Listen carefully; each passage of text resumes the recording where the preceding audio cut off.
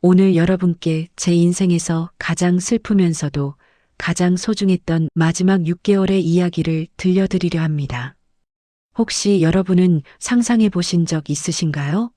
천억대 재산을 가진 아버지가 어느 날 갑자기 3평짜리 쪽방촌으로 이사를 간다면 자식들은 어떻게 반응할까요? 저는 박정수, 올해 72살입니다. 평생 건설 현장에서 맨손으로 일궈 중견 건설회사 회장 자리까지 올랐던 사람이죠. 하지만 제가 여러분께 들려드릴 이야기는 성공한 사업가의 화려한 이야기가 아닙니다. 바로 한 아버지가 죽음을 앞두고 자식들에게 던진 마지막 시험에 관한 이야기입니다. 그날 저는 3평 남짓한 쪽방에서 라면을 끓이고 있었습니다. 낡은 옷장 하나, 작은 가스레인지, 그게 전부였어요. 그때 휴대폰이 울렸습니다. 아들 민준이었죠. 저는 떨리는 손으로 전화를 받았습니다. 여보세요, 민준아. 하지만 전화는 곧바로 끊겼습니다. 다시 걸어봤어요. 그런데 들려온 건 차갑디 차가운 기계음이었습니다. 고객님의 요청에 의해 수신이 거부되었습니다. 제 아들이 그 대학병원 흉부외과 과장이라는 의사 아들이 아버지 전화를 차단한 겁니다. 멍하니 휴대폰을 내려놓는데 그때 쪽방 문이 벌컥 열렸습니다. 파출부 옷을 입은 딸 소희가 헐떡이며 들어왔어요. 딸아이 얼굴엔 눈물이 가득했습니다. 아버지, 왜 이러세요? 왜 갑자기 이런 데 사세요? 저는 담담하게 말했습니다. 괜찮다. 나 혼자 살기엔 이 정도면 충분해. 아버지, 저 사실은. 소희가 무릎을 꿇으며 떨리는 손으로 통장 하나를 꺼냈습니다. 저는 그 통장을 받아 펼쳤어요. 그 순간 제 심장이 멎는 것 같았습니다. 잔액 1247원. 아니, 그게 문제가 아니었어요. 통장 이름이 박정수였습니다. 제 명의가 맞았죠. 그런데 거래 내역을 보니 3개월 전부터 매달 수십억씩 빠져나가고 있었습니다. 모두 박민준 앞으로 송금된 거였어요. 이게 무슨... 소희가 고개를 숙인 채 떨리는 목소리로 말했습니다. 오빠가 아버지 도장 위조해서 아버지 재산을 빼돌렸어요. 그 순간 제 눈앞이 캄캄해졌습니다. 하지만 동시에 묘한 안도감이 밀려왔어요. 제가 준비했던 시험이 이렇게 빨리, 이렇게 명확한 답을 보여줄 줄은 몰랐거든요. 여러분, 혹시 궁금하지 않으신가요? 왜 천억대 재산을 가진 회장이 쪽방촌으로 이사를 갔을까요? 왜 의사 아들은 아버지 전화를 차단했을까요? 그리고 파출부가 된 딸은 왜 무릎을 꿇고 통장을 내밀었을까요? 대체 무슨 일이 있었던 걸까요? 제 이야기를 지금부터 들려드리겠습니다. 이건 단순히 부자 아버지와 탐욕스러운 자식들의 이야기가 아닙니다. 죽음을 앞둔 한 아버지가 마지막으로 발견한 진짜 사랑과 진짜 배신, 그리고 용서에 관한 이야기예요. 모든 것은 한 달 전, 그러니까 지난 11월 어느 추운 날 시작되었습니다. 저는 그날 서울 강남의 한 대학병원 VIP 검진센터에 있었어요. 평소처럼 정기 건강검진을 받으러 간 거였죠. 사실 별 기대 없이 간 검진이었습니다. 70을 넘긴 나이에 몸 여기저기 안 좋은 곳이야 당연히 있으니까요. 검사를 다 마치고 일주일 후 담당 의사가 저를 조용히 불렀습니다. 회장님, 잠시 상담실로 오시겠습니까? 의사의 표정이 심상치 않았어요. 30년 넘게 사업하면서 사람 얼굴 보는 눈은 자신 있었는데 그 의사 선생님 얼굴에는 분명히 안 좋은 소식이라고 쓰여 있었습니다. 상담실에 들어가자 의사는 CT 사진을 꺼내 보여줬습니다. 회장님, 췌장에 종양이 발견되었습니다. 사기입니다. 사기라면, 네. 이미 다른 장기로 전이가 진행된 상태입니다. 수술은 불가능하고요. 저는 침착하게 물었습니다. 얼마나 남았습니까? 의사는 잠시 망설이다 말했어요. 길어야 6개월입니다. 항암 치료를 받으시면 조금 더 연장할 수는 있지만 삶의 질을 생각하면 알겠습니다. 저는 담담하게 대답했습니다. 사실 충격이 없었다고 하면 거짓말이겠죠. 하지만 70 넘게 살았으면 언젠가는 맞이할 날이잖아요. 다만 그게 6개월 후라는 게 조금 빠르게 느껴질 뿐이었습니다. 의사가 조심스럽게 말했습니다. 회장님 가족분들과 남은 시간을 소중하게 보내시는 게 좋겠습니다. 가족.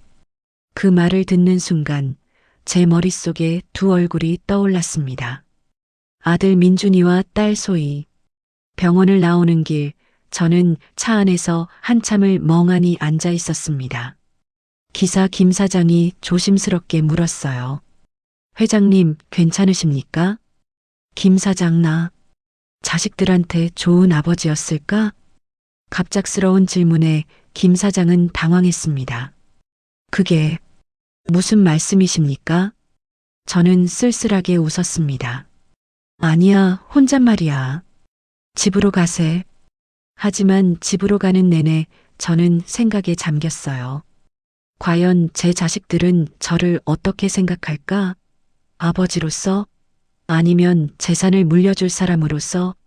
솔직히 말씀드리면 저는 좋은 아버지가 아니었습니다. 젊었을 때 사업에만 매달려서 아이들과 제대로 시간을 보낸 적이 없었어요. 아내가 아이들을 다 키웠죠.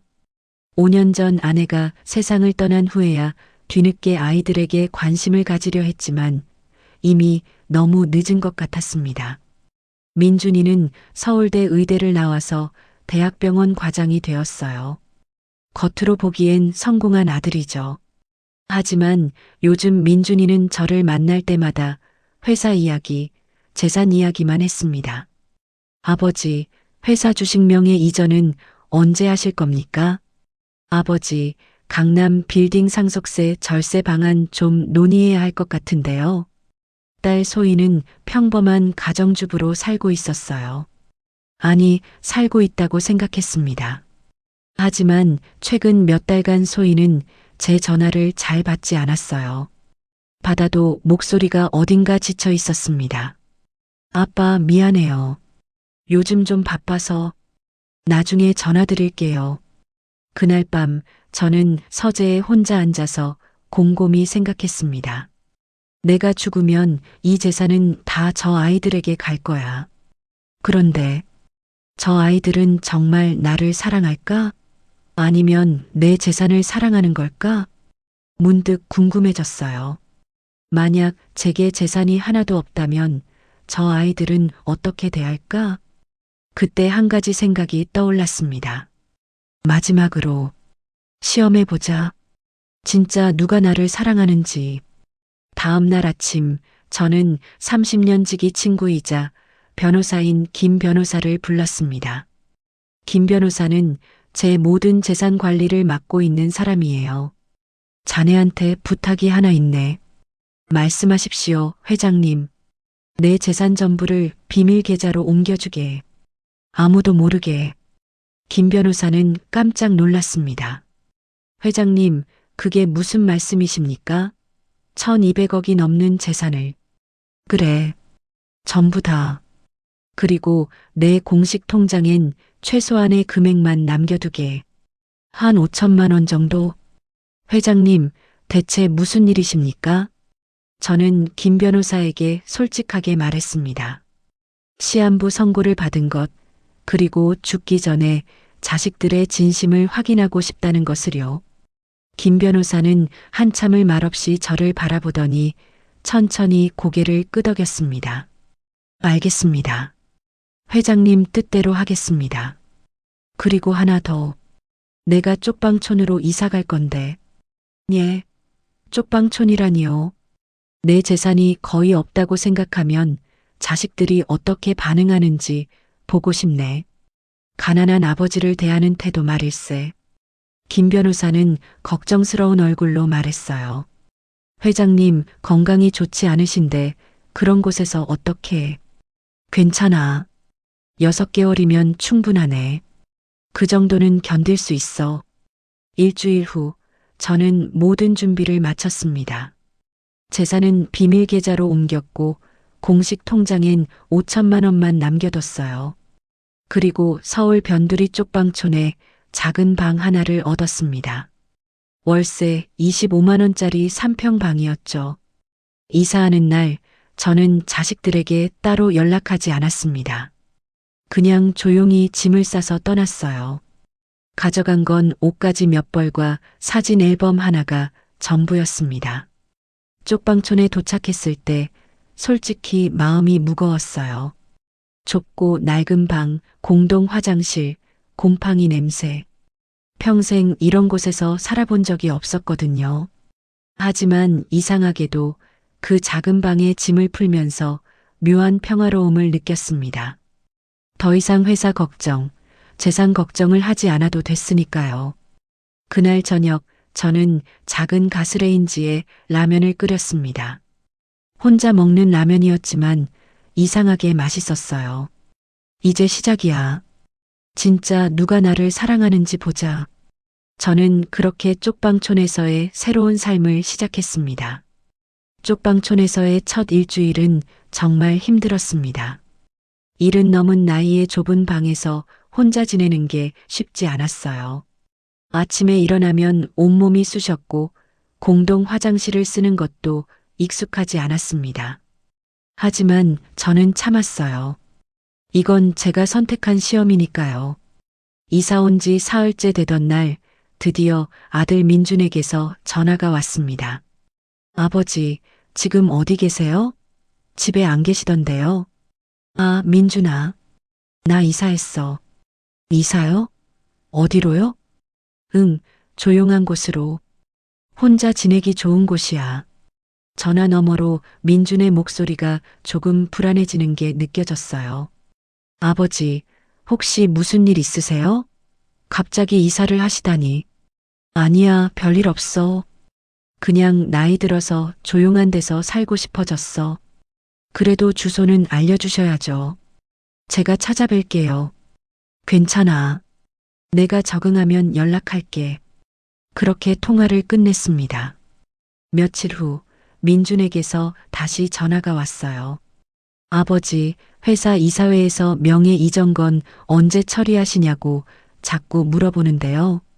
역시나 회사 이야기였습니다. 민준아, 그건 좀 천천히 생각해보자. 요즘 내가 정리할 게 많아서. 아버지, 그게 무슨 말씀이세요? 이미 약속하신 거잖아요. 민준의 목소리에 짜증이 섞여 있었어요. 알았어, 알았어. 조금만 기다려. 그 후로 민준은 하루가 멀다 하고 전화를 했습니다. 처음엔 안부를 묻는 척 하다가 결국엔 재산 이야기로 넘어갔어요. 저는 점점 지쳐갔습니다. 그러던 어느 날 저는 더 이상 전화를 받지 않기로 했어요. 정확히는 받을 수가 없었습니다. 민준과 통화할 때마다 가슴이 너무 아팠거든요. 내 아들이 정말 재산밖에 관심이 없구나. 그리고 일주일쯤 지났을 때 제가 전화를 걸었더니 바로 끊어버리더군요. 그 다음부터는 아예 수신 거부였습니다. 아들이 아버지 전화를 차단한 겁니다. 그날 밤 저는 작은 방 구석에 웅크리고 앉아서 한참을 울었어요. 평생 남자답게 살아왔다고 생각했는데 그날만큼은 참을 수가 없었습니다. 내가 그렇게 형편없는 아버지였나? 하지만 더 큰 충격은 딸 소희에게서 왔습니다. 이사 온 지 2주쯤 됐을 때 쪽방촌 복도에서 파출부 옷을 입은 여자와 마주쳤어요.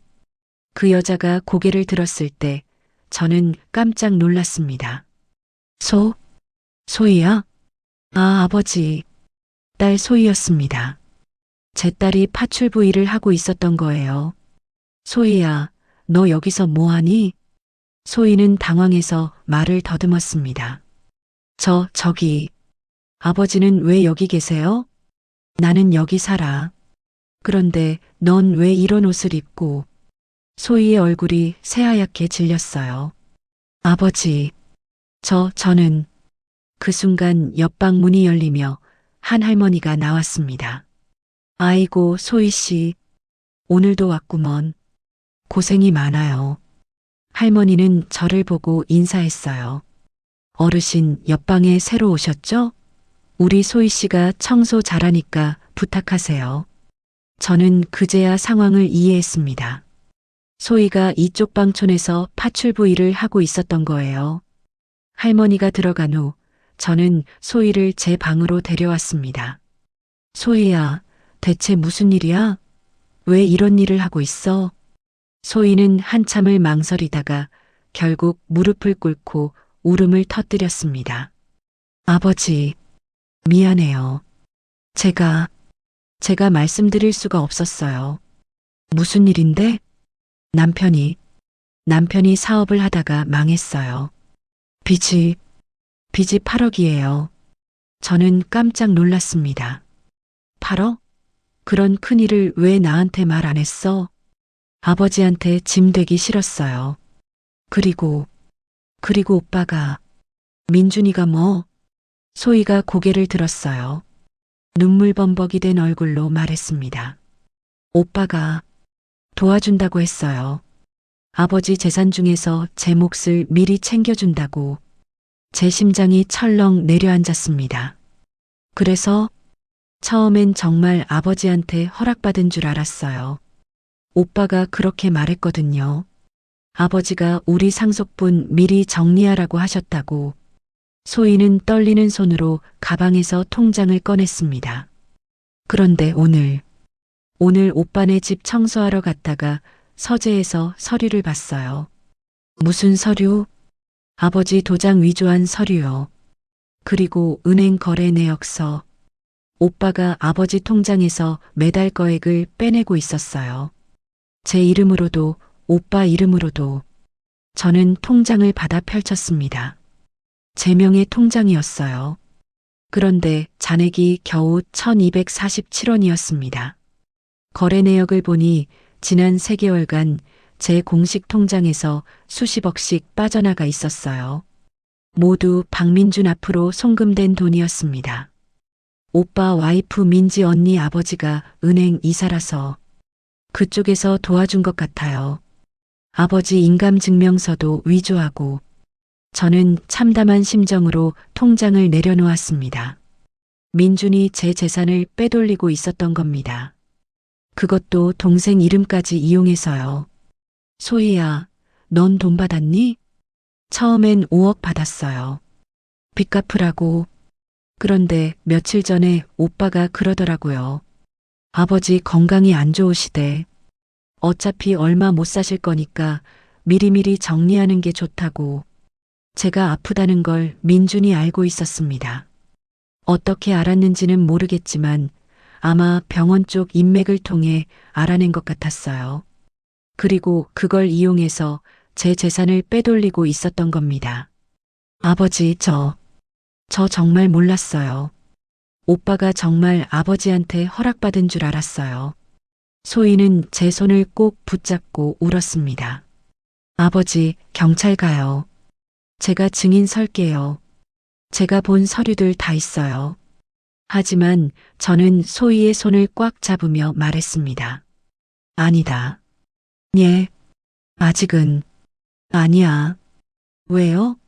오빠가 아버지 재산을 훔쳐간 건데. 저는 쓸쓸하게 웃었어요. 소희야, 사실 말이다. 그리고 저는 소희에게 모든 걸 털어놓았습니다. 시한부 선고를 받은 것, 일부러 재산을 숨기고 쪽방촌으로 온 것, 자식들을 시험하고 싶었던 것. 소희는 충격받은 얼굴로 저를 바라봤어요. 아버지, 시한부라니. 그게 무슨 6개월이래. 길어야. 아버지. 소희가 저를 끌어안고 엉엉 울었습니다. 왜 진작 말씀 안 하셨어요?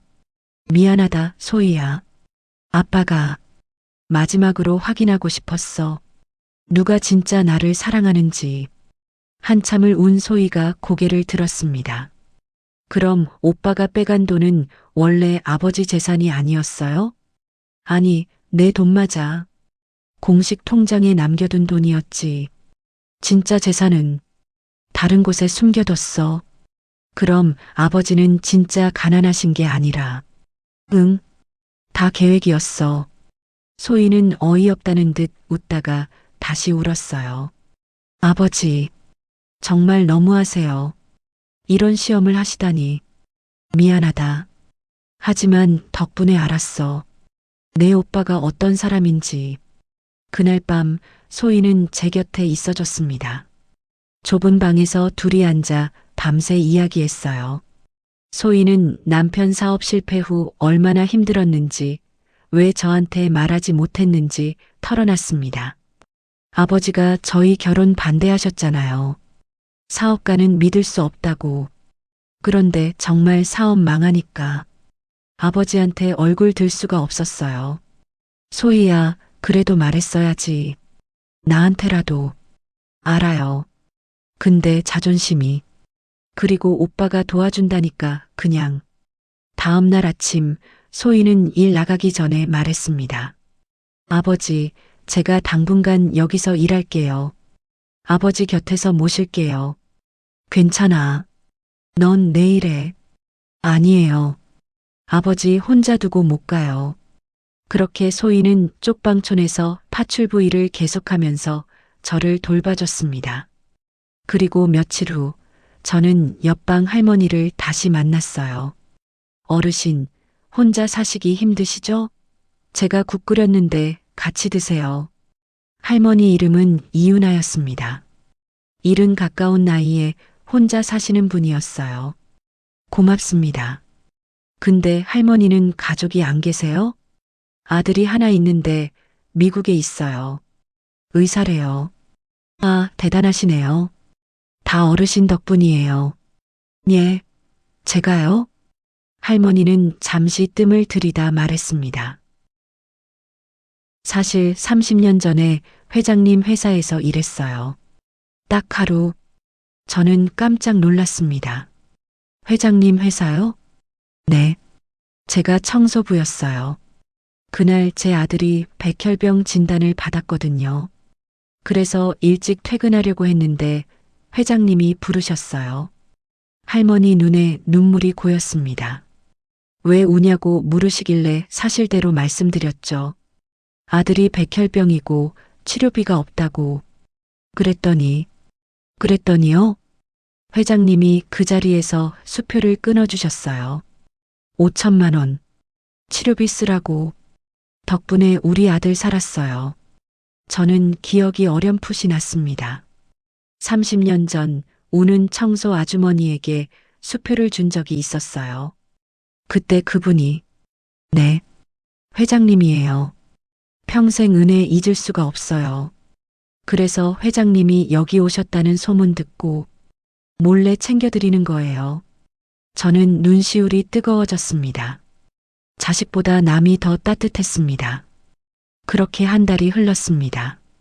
저는 쪽방촌에서의 생활에 점점 적응해 갔어요. 유나 할머니는 거의 매일 반찬을 나눠주셨고 소희는 틈날 때마다 찾아와 저를 돌봐줬습니다. 하지만 몸은 점점 안 좋아졌어요. 아침에 일어나면 기침이 멎지 않았고 식욕도 없었습니다. 통증도 심해졌죠. 어느 날 밤 저는 통증이 너무 심해서 응급실에 실려갔습니다. 소희가 119를 불렀어요. 응급실에서 검사를 받는데 담당 의사가 들어왔습니다. 그런데 그 의사를 보는 순간 저는 깜짝 놀랐어요. 민준이었습니다. 아버지, 민준도 저를 보고 당황했습니다. 민준아, 아버지, 왜 이렇게 되셨어요? 연락도 안 받으시고 도대체 어디 사셨길래? 민준은 제 차트를 보더니 얼굴이 굳어졌어요. 췌장암 사기. 아버지, 이게 무슨... 알고 있었잖니. 내가 병원 기록 봤다며. 민준의 얼굴이 새하얗게 질렸습니다. 그게 아버지, 오해세요. 저는 그냥. 그때 응급실 문이 벌컥 열리며 소희가 뛰어들어왔습니다. 아버지, 괜찮으세요? 소희는 민준을 보자 표정이 차갑게 굳어졌어요. 오빠, 소희야, 너 왜 여기 있어? 나 아버지 모시고 있어. 오빠처럼 아버지 재산만 노리는 게 아니라 진짜 모시고 있다고. 뭐? 민주는 당황했습니다. 소희가 모든 걸 알고 있다는 표정이었어요. 소희야, 그게 무슨 말이야? 오빠 그만해. 나 다 알아. 오빠가 아버지 도장 위조해서 돈 빼돌린 거. 그리고 나한테 준 돈도 아버지 허락 없이 훔친 거잖아. 민주는 할 말을 잃었습니다. 저는 침대에 누워서 두 자식을 바라봤어요. 한 명은 저를 배신했고 한 명은 저를 돌봐줬습니다. 민준아, 내 아버지. 나 태어나면 너 만나자. 할 얘기가 있어. 민주는 고개를 끄덕이고 나갔습니다. 그날 밤 소희가 제 침대 옆에서 밤을 새웠어요. 아버지, 이제 어떻게 하실 거예요? 모르겠다. 그래도 마지막으로 한 번 더 기회를 줘야 할 것 같아. 오빠한테요? 왜요? 그래도 내 아들이잖니. 소희는 한숨을 쉬었습니다. 아버지는 정말 착하세요. 너무 착해서 문제예요. 3일 후 저는 퇴원했습니다. 그리고 민준에게 연락했어요. 민준아, 쪽방촌으로 와라. 우리 진지하게 이야기 좀 하자. 민준은 이틀 후에 왔습니다. 고급 승용차를 타고 쪽방촌에 나타난 민준은 주변을 둘러보며 얼굴을 찌푸렸어요. 아버지, 정말 여기 사셨어요? 응. 한 달째. 왜 이런 곳에? 민주는 제 방에 들어와서는 충격받은 표정이었습니다. 3평짜리 좁은 방, 낡은 가구, 곰팡이 핀 벽. 아버지, 도대체 왜 이러시는 거예요? 저는 민준을 앉히고 차를 내왔습니다. 민준아, 솔직하게 물어보마. 넌 나를 어떻게 생각하니? 예, 그게 무슨, 아버지로? 아니면 재산 물려줄 사람으로? 민주는 대답하지 못했어요. 저는 천천히 말을 이었습니다. 내가 시한부야. 이미 알고 있었지? 네. 그래서 내 재산 빼돌린 거지? 민준의 얼굴이 창백해졌습니다. 아버지, 그게. 저는 변명하지 마. 내가 다 알아. 저는 서랍에서 서류 몇 장을 꺼냈습니다. 김 변호사가 조사해준 자료였어요. 내가 위조한 도장, 불법으로 뗀 인감증명서, 그리고 내 통장에서 빼간 67억 원. 다 여기 있어. 민주는 고개를 숙였습니다. 아버지, 죄송합니다. 왜 그랬니? 그냥 달라고 하면 줬을 텐데.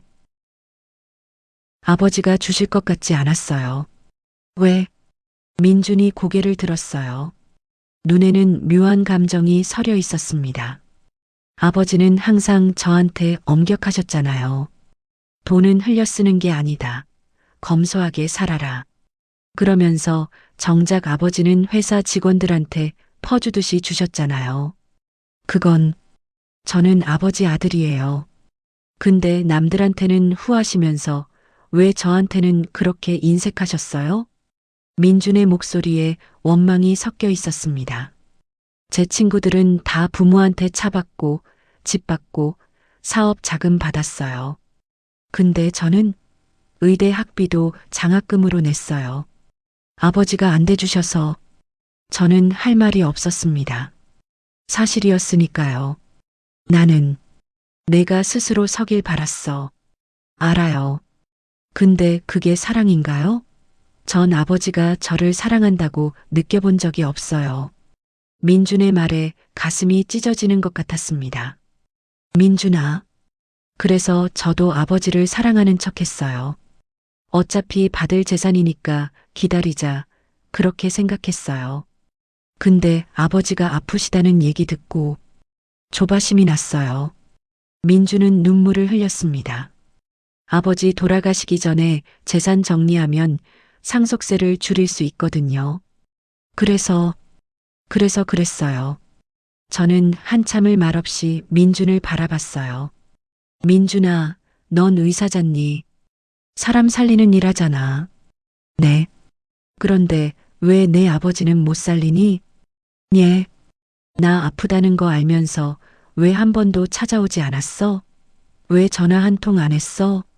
민주는 대답하지 못했습니다. 재산은 언젠가 다 사라져. 하지만 사람 마음은 남아. 내가 나한테 어떻게 했는지 그 마음은 영원히 남는단다. 그때 문이 열리며 소희가 들어왔습니다. 그리고 그 뒤로 김 변호사와 정장을 입은 사람들이 들어왔어요. 민주는 깜짝 놀라 일어섰습니다. 이게 무슨... 김 변호사가 말했습니다. 박민준 씨, 당신을 사문서 위조, 횡령, 배임 혐의로 고소하겠습니다. 뭐라고요? 그때 저는 손을 들어 제지했습니다. 잠깐만. 김 변호사가 저를 봤어요. 회장님? 저는 민준을 바라봤습니다. 민준아, 마지막으로 한 번만 물어볼게. 정말로 내가 원하는 게 뭐니? 내 재산이니? 아니면... 민준은 고개를 숙인 채 한참을 있다가 말했습니다. 죄송합니다. 저는 아버지를 정말 사랑하는 방법을 몰랐어요. 그 순간이었습니다. 쪽방촌 골목에 검은색 고급 세단 3대가 들어섰어요. 차에서 내린 사람들은 모두 정장을 입고 있었습니다. 그리고 그 앞에서 회장님, 제 회사 임원들이었습니다. 민준과 소혜 모두 얼떨떨한 표정이었어요. 저 사람들이... 김 변호사가 서류 가방을 열었습니다. 박정수 회장님, 비밀 계좌 관리 보고 드립니다. 현재 잔액 1230억 원. 이번 달 배당 수익 12억 포함입니다. 민준의 입이 떡 벌어졌습니다. 1200억? 저는 담담하게 말했습니다. 민준아, 내가 빼간 67억은 내가 일부러 남겨둔 미끼였어. 내가 진짜 어떤 사람인지 보고 싶었거든. 아버지. 그럼 아버지는? 응. 가난한 척했어. 마지막으로 너희들 진심을 확인하고 싶었어. 민주는 그 자리에 주저앉았습니다. 아버지.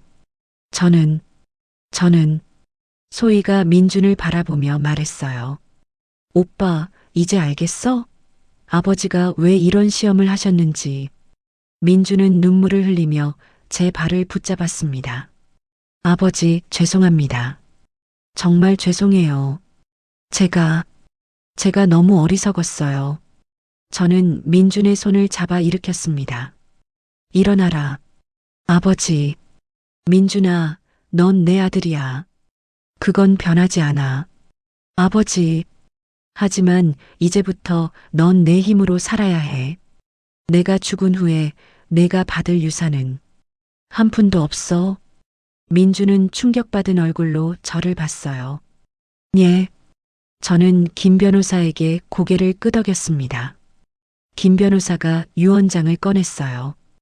회장님의 유언에 따라 전 재산은 다음과 같이 분배됩니다.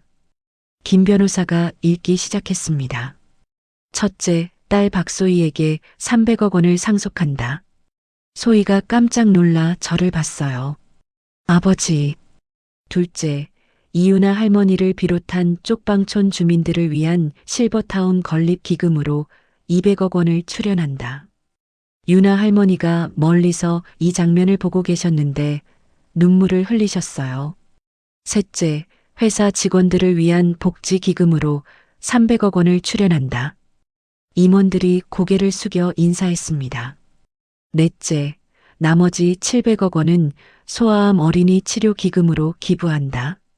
민준이 떨리는 목소리로 물었습니다. 그럼 저는 민준을 똑바로 바라봤어요. 넌 의사잖니. 내 손으로 사람 살리면서 살아라. 그게 진짜 가치 있는 인생이야. 아버지, 민준아, 넌 이미 가진 게 많아.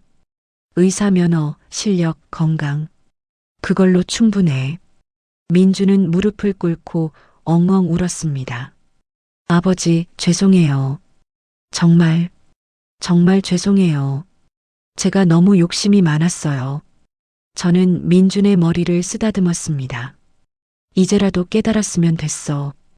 돈보다 중요한 게 있다는 걸. 그날 밤 저는 세 사람과 함께 작은 식당에서 밥을 먹었습니다. 민준, 소혜, 그리고 유나 할머니. 민준은 한마디도 하지 않고 밥을 먹었어요. 하지만 그 표정에는 무언가 달라진 게 느껴졌습니다. 식사 후 민준이 조용히 말했습니다. 아버지, 저 병원 그만둘게요. 왜? 대학병원은 돈 많은 환자들만 받아요. 저는 이제 진짜 필요한 사람들을 치료하고 싶어요. 민준아, 쪽방촌 같은 곳에 작은 의원을 차리려고요. 가난한 사람들 무료로 진료하면서 살고 싶어요. 소희가 눈물을 닦으며 말했어요. 오빠, 정말? 응, 이제 알겠어. 아버지가 왜 평생 남 도우면서 사셨는지. 저는 뭉클했습니다. 민준아, 고맙다. 아니에요, 아버지. 제가 감사하죠. 마지막으로 깨닫게 해주셔서. 그날 밤 저는 쪽방으로 돌아와 편안하게 잠들었습니다. 비록 6개월밖에 남지 않았지만 제 인생에서 가장 의미 있는 시간을 보내고 있다는 확신이 들었어요. 그로부터 6개월이 흘렀습니다.